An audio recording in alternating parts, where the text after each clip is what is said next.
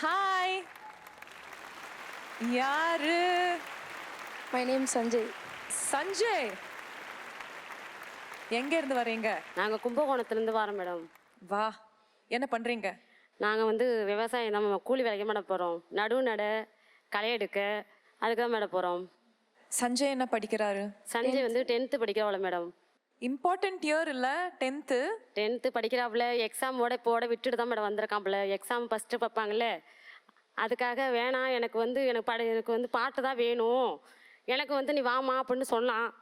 இன்னைக்கு உடனே களை எடுப்பு வேலை இருக்குது, அது இருந்தாலும் என் பையனுக்காக நான் வந்திருக்கேன்னு. அப்பா என்ன பண்றார்? அப்பா விவசாயம் தான் சார். விவசாயம் தான் பண்றாரு. கூலி தான் சார். ஓகே ஓகே சரி. ஸோ வீட்டில் எத்தனை பேர் இருக்காங்க? நாங்கள் 4 பிள்ளைங்க சார். எனக்கு 2 பொண்ணு 2 பையன். பொண்ணு வந்து பிஎஸ்சி நர்சிங் படிக்கிறான். சின்ன பையன் வந்து காலேஜ் படிக்கிறாப்புல. 3ஆவது பொண்ணு வந்து 11ஆவது படிக்கிறாப்புல. இவன் வந்து 10வது படிக்கிறான். ஒரு நாளைக்கு எவ்வளோ சம்பாதிக்கிறீங்க நீங்க 2 பேரும்? நான் 250 ரூபா சம்பாதிக்கிறேன். அவர் ஒரு 400 ரூபாய் சம்பாதிப்பாரு.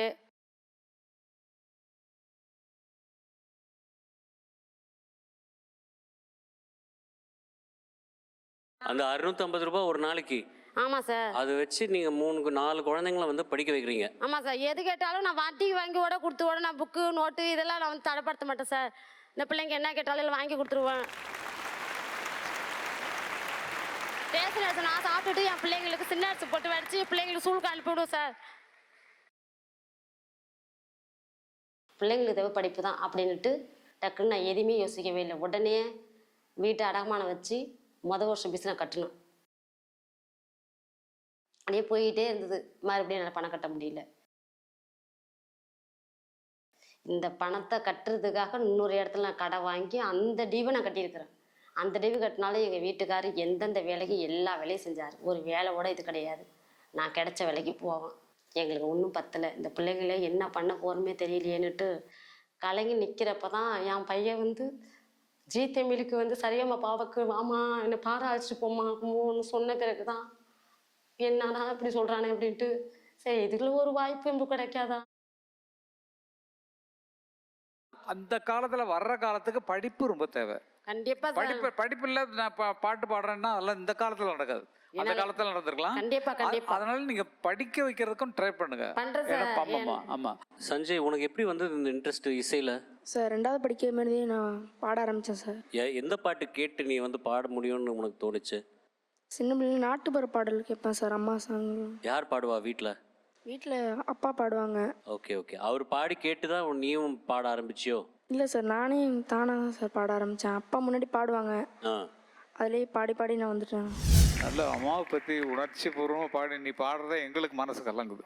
Thank you sir. அந்த மாதிரி ஒரு எடுத்துக்கிட்டீங்க அம்மாவை பற்றி நினைக்கிறேன். அந்த நிஜமாக இங்கே இருக்கிறவங்கள வந்து அம்மாவை எவ்வளோ தூரம் போட்டுறீங்களோ அவங்களுக்கு எல்லாம் அந்த பாட்டு வந்து தைக்கும். நிஜமாக தைக்கும். தேங்க்யூ.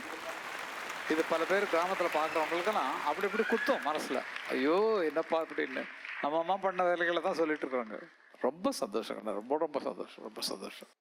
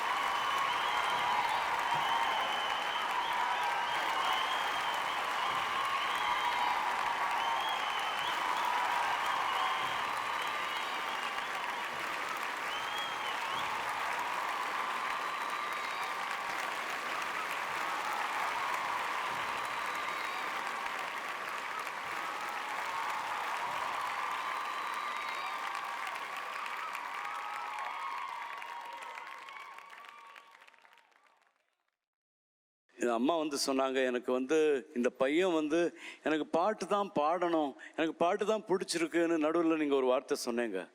பட் அவன் பாடினதுக்கு அப்புறம் தானே எங்களுக்கு என்னதுன்னு புரிஞ்சுது. ஏன்னா இந்த பையனுக்குள்ள பாட்டு இசை நிறைய இருக்குது. ஏன்னா அவன் பாடும்போது அவன் என்ன கற்றுன்னு இருக்கான், அவன் அப்பா பாடி கதை அவனா கற்றுன்னு இருக்கான்னு சொல்கிறான். அவனா எல்லாருக்கும் அவ்வளோதான். கேள்வி ஞானம் இருந்து அவனுக்கு பாட்டை நேசித்து அவன் பாடுறான்ல, அதுதான் வசதியான பாட்டு. அதுதான் இன்னைக்கு பார்த்தோம் நாங்கள். நீ பாடும்போது அப்படியே உருக்கிற, அப்படியே உள்ள இருந்து பாடுறாடா, அதுதான்டா பாட்டு, வேற எதுவுமே இல்லை. கண்ணுல இருந்து தண்ணி வருது இல்லை, உனக்கும் வருது, கேட்குறவனுக்கும் வருது. அதுதான்டா பாட்டு. கற்றுக்கோ, என்னென்ன கற்றுக்கணுமோ கற்றுக்கோ இங்கே, அவ்வளோதான். இது இப்போ வெறும் ஆரம்பம் மட்டும்தான். அம்மா சப்போர்ட் இருக்கு, அம்மா துணை இருக்காங்க. தைரியமாக பாடு. Okay, all the best. Thank you so much judges. இந்த இடத்துக்கு கூட்டு வந்து ரொம்ப நன்றி சொல்கிறேன் அம்மாவுக்கு. எனக்கு ஒன்று பெற்றதுக்கு நான் ரொம்ப பெருமைப்படுறேன் சஞ்சய். ஒன்று